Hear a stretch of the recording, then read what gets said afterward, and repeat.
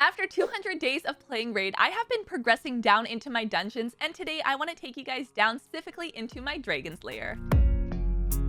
Hey you guys, it's Cece. Welcome back to my channel. Today I am on my Cece Raids account, and as I said, I have made some good progress in here, and I'm super happy because I have been working my way down into my Dragon's Lair, and I have finally reached stage 25, and I actually have a consistent team going. In terms of my time, so far my best time on this, 5 minutes, 28 seconds, but honestly you guys, it's not bad for my first run. I was pretty happy with it because I was kind of going down. Got to stage 21, 22. I was like, okay, let's try 23. Did 23. Let's try 24, and then made my way down and then ended up with 25. So officially ready to kind of slowly work my way in hard mode. So I will do a video on that. Be sure you subscribe so you're able to see when I do break into that. But for now, let's go ahead and talk about what I'm using for my stage 25. Dragon's Lair was probably the one that I really wanted to make sure that I had a solid team going into it, because this is where we can get some really good artifacts, including speed. And as we know, speed in this game is one of the main ones that we use, but I have also been making use of the other ones, especially lifesteal starting off early on. That is what I had on my campaign farmer. So it is one that I definitely wanted to make sure I can get going. For the longest time, I was stuck on kind of farming stage 20. So in fact, I'm down in here now. I am super happy about that. So I want to take you guys through the team I'm actually working with and my strategy. Now, with Dragon's Lair, of course, we have a few things that it actually does, including attacking all enemies. So we have to take that into account. The fact that it places some poison debuffs, weaken debuffs, decrease attack debuff, there's a stun debuff, decrease speed. I mean, all of this going on kind of makes you think about what you actually need to bring along and what skills you want to be able to take advantage of and be able to use. So this kind of brings me over to who I am using for my team and why. Now, the first champ we got to talk about is going to be my leader, who is going to be Thor. I did do an account showcase on him. I do use him virtually everywhere, so there is no surprise that he is one of the main ones that I am using here, with his aura increasing ally attack in battles by 30%. That's what I'm making use of. His first skill, attacking an enemy times with a chance of actually repeating the attack, and each hit decreasing the turn meter by 10%.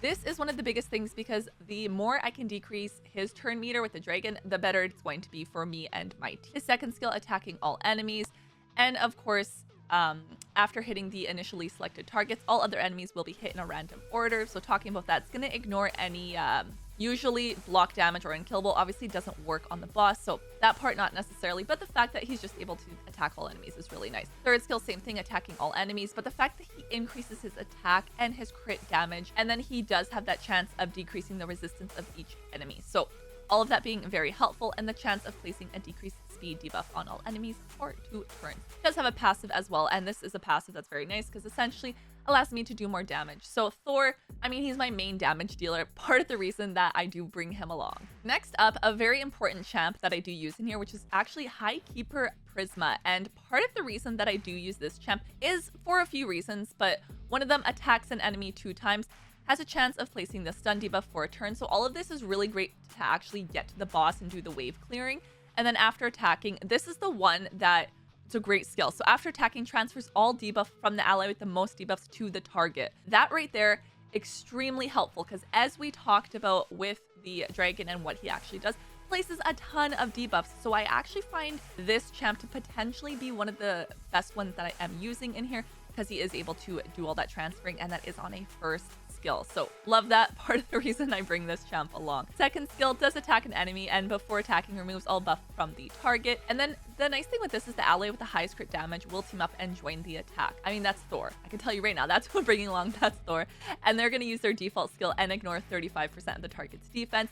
Anytime we can ignore a target's defense, it's great, especially when I'm running something like a boss, right? And then if the enemy is killed, now this part, this is more just good on wave clearing. If they actually kill, great skill to have. Now third skill is a reviver, and I feel like it's a core almost needed for teams, especially for myself. It's nice to have that reviver. So revives a dead ally, 75% H, 75% turn meter, and the perfect veil buff. This is something that has been tremendously helpful for me. Very awesome champion to use. And then of course having this passive as well, all of this being incredibly helpful. So At the start of this champ's turn, has a 40% chance to remove any blocked debuff buffs from the enemy and replace them with some block buffs. Has a 40% chance to remove any buffs positively affecting stats and replace them with mirrored debuff equivalent. Increase attack being replaced with decrease attack. Continuous heal and strengthen with heal reduction weaken. Things like that. So all of this very, very useful, but I really do like the transfer all debuffs. Works very, very nicely with Thor. Third up is going to be Alice. So this role I've actually been kind of swapping out now that I have tried this. I've done stage 25. I've been swapping her out with a few of my other champs just to really figure out what is going to work the best for me. So far, my best time has actually been with Alice. And as a reminder, if you are a new player, you're downloading using my link, you can either click the link down in the description box or scan the QR code on the screen. You can actually get Alice if you'd like to. The code is GETALICE, and then as a new player, you'll actually get her as a legendary champion. Just keep in mind, you can only enter one of those new player codes, so pick wisely. I did make a video on that. Be sure that you do check out the video where I break those all down, but you do have the ability to get her. So with my Alice, of course, I have her, and I do have some soul on her as well. Very helpful. Now, I do like her because her aura, I mean, similar to Thor, so that doesn't really matter there, but she does attack an enemy 2 times and places an extra hit if the target has any active skills on cooldown. Each hit has an 80% chance of decreasing the duration of a random buff on the target by a turn. Pretty helpful. Second skill attacks all enemies, 75% chance of increasing the cooldown of all enemy skills by 2 turns. Has a 75% chance of decreasing each target's turn meter by 15%. You can kind of keep in mind that goes along with my other ones, decreasing turn meter. So I have another champ that's going to do that. So part of the reason she's kind of worked in here as well. And then she also has the chance of, if at least one of the target skills has its cooldown increased to the max, decreases their turn meter by 30%. So possibility. Third skill though, ignores 20% of the target's defense. Talked about that, why it's good against bosses. If the initial target is killed, we'll also attack the enemy at the lowest HP. So in wave clearing, that's really nice. And then she does have her passive / active. So whenever this champion attacks, it's going to inflict 3% more damage to each target for each turn remaining on all of the skills cooldown. So all of this being incredibly helpful for a champion. So another attacker who I'm bringing along and is working really well so far with the synergy of this team. And then next up, I'm using my Queen of Hearts, who I do also have a soul stone on. So she is one of my support champs. I'm not using her aura currently, but it's nice to have that. Her first skill attacks all enemies, places a decreased defense debuff for 2 turns, and fills the turn meter of all allies by 5%. So wave clearing, amazing. Attacking all enemies on that first skill, filling the turn meter as well, and we love a defense debuff. Second skill removes all buffs from all enemies and places a Death Brand debuff on the initial target for 2 turns. Also places True Fear debuff on all enemies for a turn, again at the wave clearing, but it fills this champion's turn meter by 5% for each buff removed by the skill. Third skill teams up with all allies to attack a single enemy. So as I mentioned with one of my other champs who's teaming up with an ally, it's kind of like not necessarily similar, but she works well in this team because she is going to team up with everyone. But before attacking, she will increase the attack buff on all allies for 2 turns, so we do get a bit of a buff on us. And then it decreases the cooldown of this target champions off with their head skill if the target is killed. So it doesn't really help necessarily for the boss for this one, but getting incredibly helpful. And then she has a really great passive as well.